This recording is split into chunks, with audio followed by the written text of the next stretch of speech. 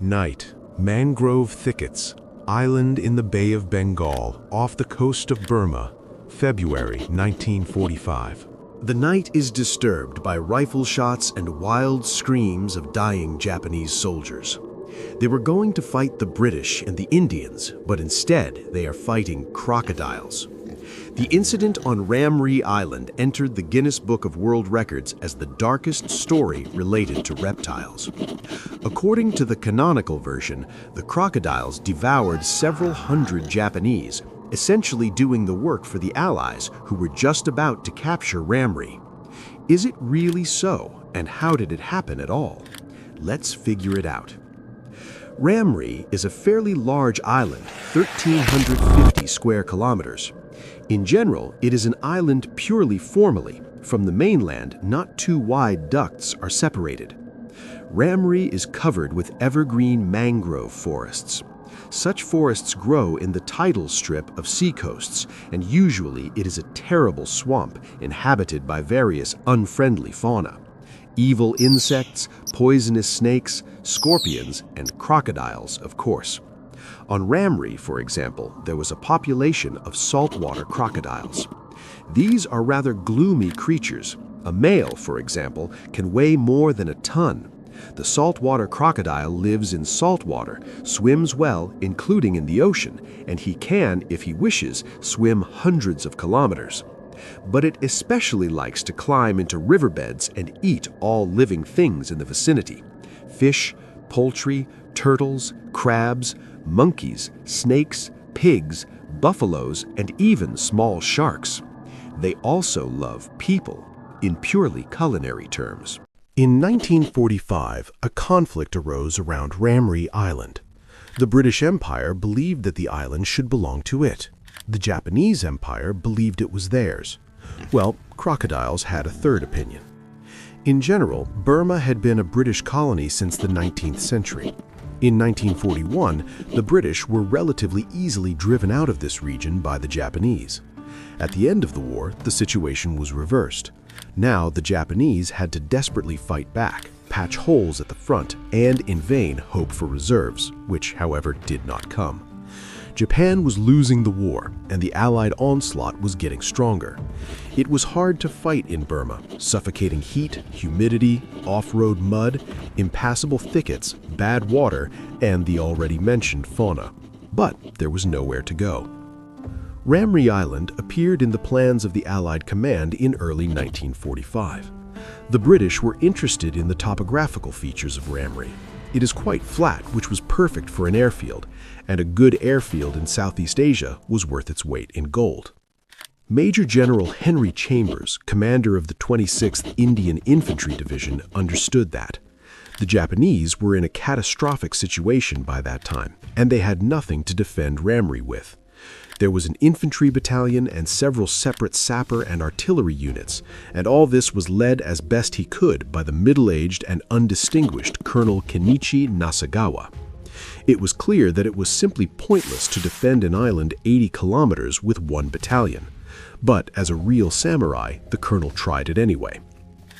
The British brought significant forces to the island, a full-fledged infantry brigade, as well as several destroyers, a light cruiser, a small aircraft carrier, and a battleship. At the same time, the landing was supported by bombers. This entire armada opened fire on the shore, and then the infantry went into action.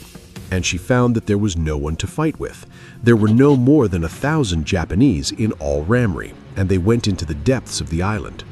It was relatively easy to defeat them, but it required finding them first. On the other hand, there was no need to look for them, which the British quickly understood. In February 1945, they took control of the island. Nasagawa realized that he had no way out. The British simply blocked and bypassed the centers of resistance.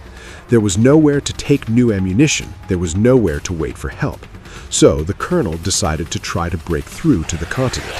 In the narrowest place, the island is separated from the mainland by only 150 meters.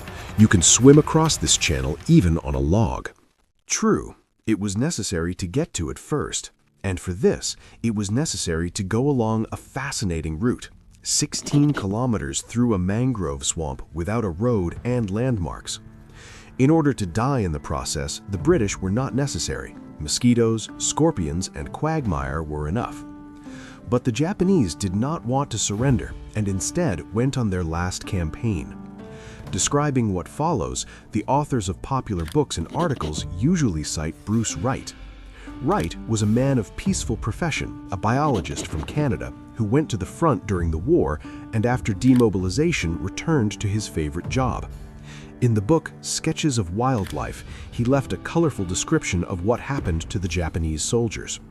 Quote, "Scattered rifle shots coming from the pitch darkness of the swamps, blood-curdling screams of the wounded crushed in the jaws of huge reptiles, the indistinct, anxious splash of swamp water. All this created a unique cacophony of hell. By dawn, vultures flew into the swamps to finish what was started by crocodiles. Of the approximately 1,000 Japanese soldiers who crossed the Ramree marshes, only 20 survived." The rest of the authors then mostly reprinted Wright's text. To add to this impressive picture, there simply was nothing else to do. General Jake Jacob wrote about the same thing in his memoirs. More than 1,000 Japanese soldiers went into the mangrove swamps, and the British went there by boat. But the writer Harry Turk, in his book on the war in the Far East, gives a different picture. In his case, the British smoke out individual pockets of resistance for about 3 weeks, and then a Japanese military doctor sails to them on a raft with a white flag who decided to give up. He says, "I can no longer see the wounded die. I cannot bear how people literally starve, how they are mown down by fever or scurvy, turning them into skeletons." The doctor persuades 20 of his comrades to surrender. The rest, about 1,000 people, die in the swamp, some from fever and some from shelling and bombing. Also dramatic, but not a word about crocodiles. To what extent is Wright's story even close to the truth? Let's start with the fact that we know the whole plot from the words of one person who didn't see anything myself. He heard the screams, heard the gunshots, and he knew that as a result, about 20 fighters from the garrison of Ramree were captured. How crocodiles ate enemy soldiers, he did not directly observe. He also did not examine the bodies, and who would look for dead Japanese in swamp slurry? General Jacob says, in fact, the same thing. Something happened in the swamps, but what he did not see personally, and he can only guess one more terrible than the other. In another book, Bruce Wright clarifies that he knows the story in a retelling. Modern researchers have even clarified this particular detail. At the time of the massacre on Ramree, Wright was on a completely different sector of the front, near the city of Pagan, that is, generally 200 kilometers from the scene of action. Tellingly, the fragment about crocodiles is written in the third person, while the parts Wright personally described were in the first. The Japanese data does not make the picture clearer. Documents on this topic have either not been preserved or they do not contain any mention of mass crocodile attacks. However, there is one indisputable fact. Colonel Nasagawa safely crossed the swamps, received a new assignment, lived to the end of the war, and died in his home in 1981. Obviously, the crocodiles did not care about ranks and titles, and if they wanted and had the opportunity, they would have devoured the colonel. And finally, where do so many crocodiles come from in the swamp to eat 1,000 people in one night? The local ecosystem simply could not withstand such a number of predators. They all needed something to eat on the days when they didn't wander into the mangrove swamp lost Japanese battalions. Harry Turk's version looks much more plausible. He writes, and this is consistent with other data and common sense, that when the Japanese could not be persuaded to surrender, they began to be fired upon and bombed. And this is where a clearer idea of what really happened in the mangrove swamps. A detachment of 1,000 people is marching waist-deep in dirty slurry. Sometimes they have to overcome the channels on homemade rafts, improvised means, or just swimming or wading, falling through up to the neck. This crowd is ironed by bombers and artillery, not very accurate but non-stop. Any injury that causes a person to fall, and the person dies. It may not be fished out of the water during the day, and at night the chances are even smaller. There is nothing to wash the wounds with, and any scratch leads to infection. Many patients have dysentery, and they weaken right before our eyes. Fresh water is unavailable except for what people carry on themselves. Trying to drink from a swamp can only lead to more torment, and as a result, the Japanese are tormented by thirst up to their waists in water. In such conditions, only the strongest and most enduring survived, but someone still survived. Colonel Nasagawa not only went out to his own, but immediately began to fight further. How many people he brought with him we do not know, but he must have brought someone out. The fact that 20 Japanese surrendered to the British does not mean that all the rest were killed.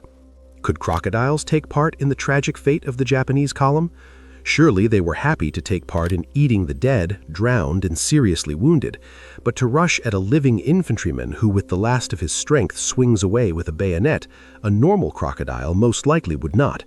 In addition, crocodiles must have also suffered from artillery shelling.